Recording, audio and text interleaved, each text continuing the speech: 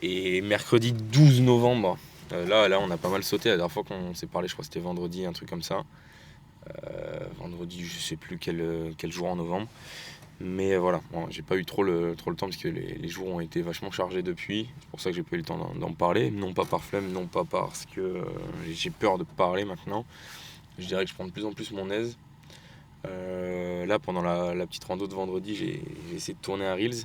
C'est vrai qu'il faudrait que je le finisse. Je pense que c'est un Reels qui va pas trop attirer l'attention parce que c'est assez compliqué pour l'instant. J'ai pas les compétences pour marketer un Reels en vlog. Là, je vois qu'il y a des choses qui se mettent en place, il y a des trucs. Là, notamment, j'ai un Reels qui a pété. Il a passé là, les 1000 likes il y a 20 minutes, un truc comme ça. Pareil, un Reels tout bête. Je suis parti d'une trend.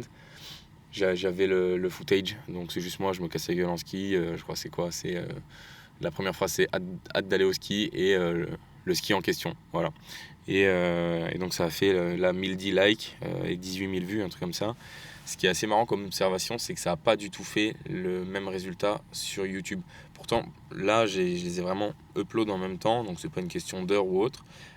J'ai remarqué aussi quand même qu'il y a des heures, mais je pense pas que l'heure à laquelle le Reels est posté ait une grande influence. Parce que j'ai remarqué qu'en fait, la nuit, les likes se ralentissent, mais par exemple ce matin, passé 8h30, 9h, là j'avais de nouveau les notifs qui tournaient à fond de balle, donc je sais pas trop. La chose aussi que je peux observer, c'est que c'est pas engageant. C'est-à-dire que c'est du Reels générique. Les gens vont pas s'identifier à moi via ce truc-là et par son conséquent pas s'abonner. Donc sur 18 000 vues, j'ai gagné un abonné sur le compte. J'ai vu qu'il y a peut-être une centaine de repartages, une centaine d'envois et aussi certains qui mettent ça dans leur story. Je pense pas qu'il y ait la stat pour savoir combien a publié dans sa story. Après, est-ce que quand les gros comptes republient dans leur story, ça, j'ai non plus pas la stat. Mais en tout cas, ce qui est sûr, c'est que c'est pas ce genre de reels qui aide à faire grossir le compte. Donc il faut que j'arrive à trouver un concept qui puisse me permettre d'acquérir des abonnés. Et je pense qu'une fois que j'aurai réussi un petit peu à mettre en place une stratégie, il sera temps de lancer le compte TikTok aussi en même temps parce que ce serait quand même dommage de se priver d'autant de spectateurs.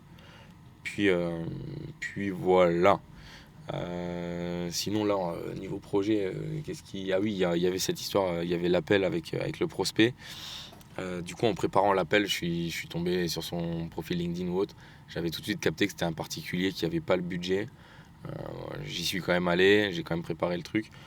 En fait, il m'a effilé une idée. Son MVP, j'ai chiffré qu'il y en avait à peu près pour 2 mois, 2 mois et demi pour un dev seul.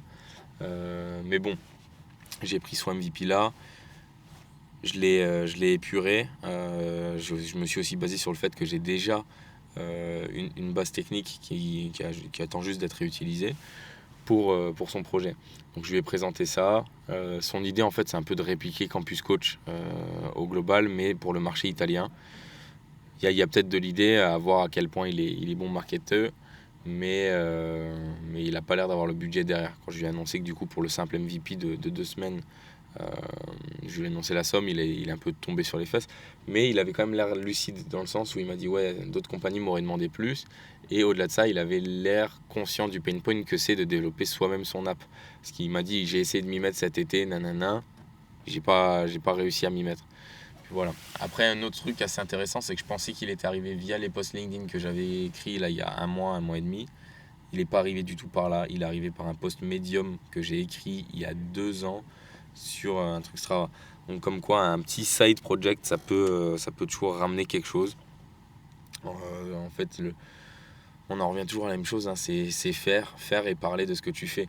Et donc je vais continuer là-dessus. Là je vais essayer du coup de relancer un petit peu la machine LinkedIn tout en m'abstrayant du bruit global de ce réseau parce que c'est vraiment bruyant. C'est vraiment très bruyant. Surtout là avec la nouvelle mode des commentaires IA, fait démêler le vrai du faux. Et puis aussi, il y a beaucoup de gens qui mentent sur leurs résultats. Et donc, il faut réussir à ce que le cerveau il reste calme et à pas se dire, ouais, en fait, on n'est pas là où on est censé être. Si, on est là, enfin, le travail il est fait, ça avance, ça vient pas tout de suite, mais ça va le faire. Puis voilà, donc là sur les prochains jours, je vais essayer de continuer à pousser cette histoire de Reels. J'essaie de prendre un rythme de croisière de 1 par jour. Pour l'instant, c'est assez facile à tenir dans le sens... Enfin, facile à tenir, oui et non, parce que je suis quand même assez chargé sur le planning, mais dès que je m'y mets, c'est assez rapide à faire. Le seul truc, c'est quand je vais essayer de faire des choses un peu plus engageantes. Je sais pas encore quoi exactement, mais je suis assez confiant là-dessus. Et puis, il va commencer à falloir se documenter et à comprendre comment ça peut plus marcher. Voilà, j'ai hâte de vous raconter ça, possiblement demain. La bonne journée.